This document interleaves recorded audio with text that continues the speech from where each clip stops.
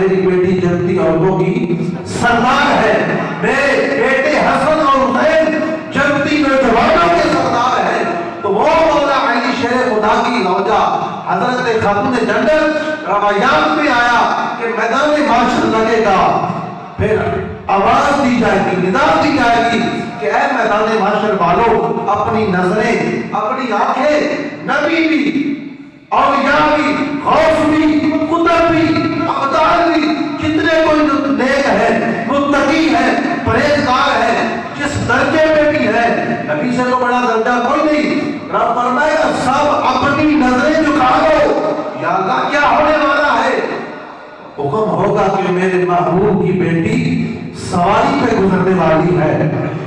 جس کی عورت کا ساری زندگی پردہ ہی نہیں، یعنی آپ کا ایک بال بھی نظر سورج نے نہیں دیکھا، آپ کے پردے کا یہ عالم تھا کہ آپ جب مبارے والے دن چل رہی تھی، پردے کا عالم اس دن بھی یہ تھا کہ آگے مصطفیٰ ہے، پیچھے خاتون جنت ہے، خاتون جنت کے جو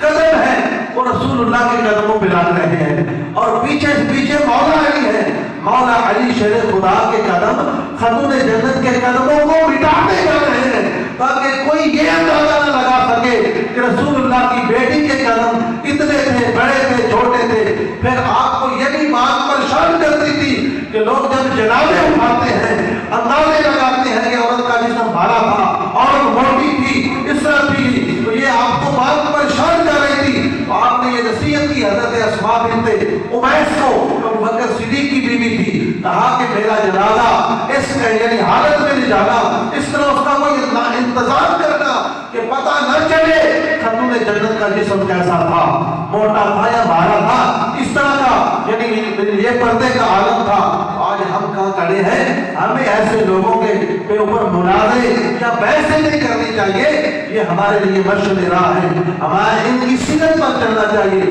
جو خود بھوکے رہ کر لوگوں کو کھلا رہے ہیں، ان کی آوازیں ممبروں پہ اٹھانی کہ وہ فتح مانگنے گئی تھی، وہ بام مانگنے گئی تھی، کہ کیسے